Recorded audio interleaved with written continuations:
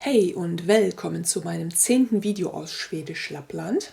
Dieses Mal war ich auf Tour mit meiner Dorffreundin Andrea in Richtung Muddus Nationalpark. Das ist in der Nähe der kleinen Stadt Jokkmokk. Das ist ja das Herz oder die Hauptstadt von den Samen.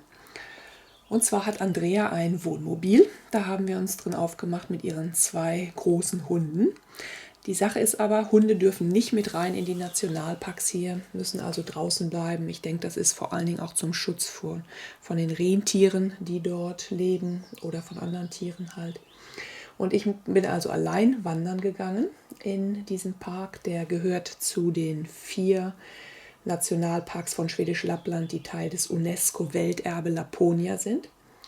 Und es gilt auch als der größte Waldnationalpark Schwedens, weil die Wälder dort einfach unheimlich weitläufig sind und auch ein sehr alter Baumbestand, zum Teil von bis zu 800 Jahren.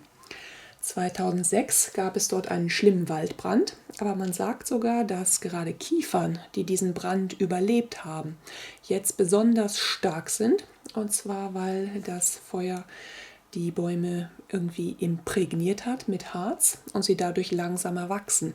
Das bedeutet wiederum, dass sie weniger anfällig sind für Verfall, als wenn sie jetzt schnell wachsen würden. Fand ich also ganz interessant zu lernen. Im Muddus Nationalpark gibt es auch unheimlich viele Tiere, von Auerhühnern bis zu Kranichen, die jetzt langsam zurückkommen, über ganz viele andere, die ich jetzt leider nicht gesehen habe. Aber dafür habe ich ganz viel Elchlosung überall gesehen. Ich hätte lieber einen richtigen Elch gesehen und nicht nur seine Losung. Aber es ist ja immerhin schon mal was. Es soll auch Bären geben, aber die lassen sich ja eigentlich so gut wie nie sehen. Und Rentiere sind dort auch zum Teil im Sommer von einigen Samengemeinschaften, aber auch die hatten sich an dem Tag, wo ich dort war, ganz gut versteckt. Was ich ganz spannend fand in diesem Nationalpark ist, dass man ganz, ganz lange durch Wald lief und auf einmal änderte sich ganz plötzlich die Landschaft und dann gaben die Bäume wirklich eine ganz weitläufige Moorlandschaft frei, wo auch schon einige Mücken relativ aktiv waren. Aber ich habe keinen einzigen Stich abbekommen, also ganz brave Mücken. Und es gab auch an einem dieser großen Moorseen einen Vogelbeobachtungsturm, auf den man draufsteigen konnte. Und der gab einem wirklich eine ganz tolle Perspektive, wie weitläufig eigentlich dieser Nationalpark ist, wie weit sich die Wälder ausdehnen und wie sie eigentlich diese Seen- und Moorlandschaft in ihrer Mitte umarmen. Also ein unheimlich interessanter Park mit auch sehr gut begehbaren Wegen und sogar einem Wasserfall, der sich 42 Meter in die Tiefe stürzt.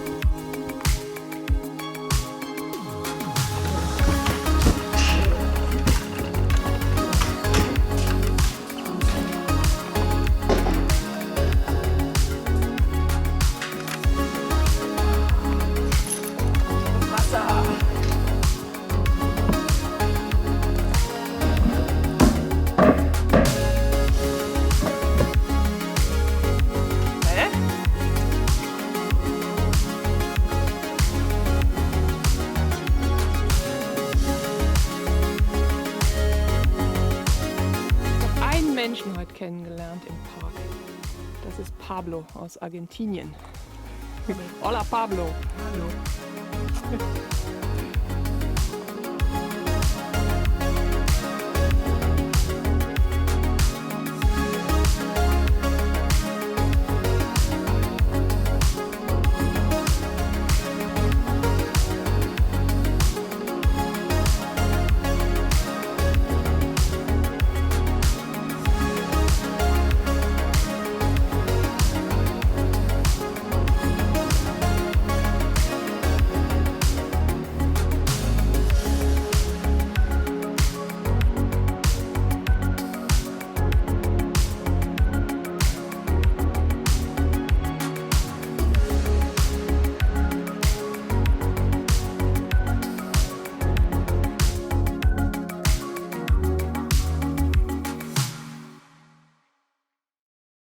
Am letzten Wochenende im Mai war auf einem Bauernhof hier in der Nähe von Bordscherschness ein Betesslep.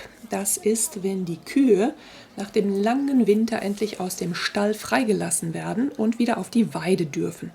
Das waren jetzt alles Milchkühe und das war ein Riesenevent hier, fast wie ein Volksfest schon, was in den Zeitungen angekündigt wurde. Und wirklich jede Menge Leute.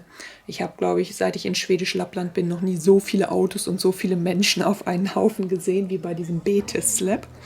Und dann standen da halt alle und nachdem sie ordentlich gefuttert hatten, es wurde natürlich Hamburger, Fleisch gegrillt und gab ganz viel anderes zu essen und Verkaufsstände. Also ein bisschen kirmesmäßig.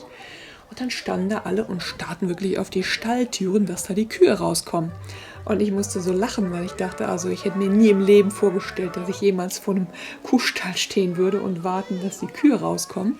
Aber man kann sich ja vorstellen, hier ist das eine Riesensache nach so vielen Monaten, wo die Tiere wirklich drinnen sein müssen, weil es einfach draußen viel zu kalt ist, viel zu vereist, zu verschneit. Die finden ja auch nichts zu fressen. Und dann war das total interessant zu sehen. Also die Kühe waren zum Teil erst ein bisschen vorsichtig und unsicher. Und dann verstanden die, oh, Freiheit, endlich wieder raus ins Grüne. Und dann einige von denen sprangen und machten wirklich Freudenhüpfer. Und das war so schön mit anzusehen, wie sich diese Tiere freuen, endlich wieder draußen in der Natur sein zu können. Ende Mai war ich auch eingeladen bei Åsa. Das ist eine sehr kreative Frau, die hat in Kalix eine kleine Schokoladenfirma, die heißt Arctic Treats. Ganz, ganz leckere handgemachte Schokolade, auch zum Teil mit Beeren aus der Region.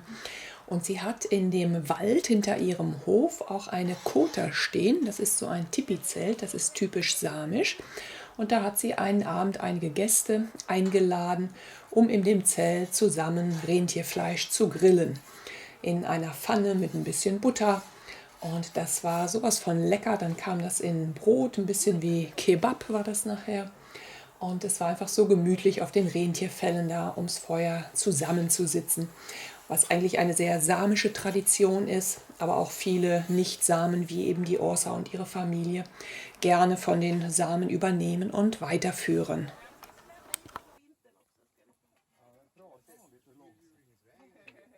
Jetzt zum Schluss möchte ich euch noch einige Szenen hier aus Baskeri, also Bordscherschness, zeigen.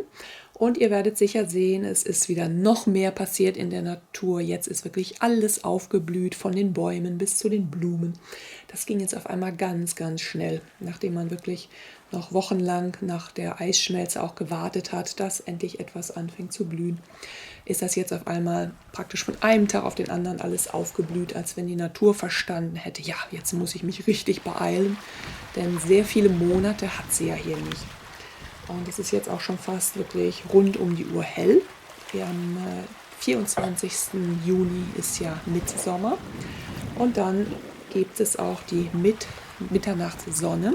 Man sagt eigentlich, das ist nur nördlich des Polarkreises. Wir sind ja hier noch ein Stück weit südlich des Polarkreises. Aber wenn ich das jetzt mal so als Nichtkenner sagen darf, also man hat auch hier fast rund um die Uhr Sonne. Und ich würde das jetzt einfach auch mal Mitternachtssonne nennen. Denn eigentlich Dunkelheit und Sternenhimmel gibt es schon seit einigen Wochen gar nicht mehr.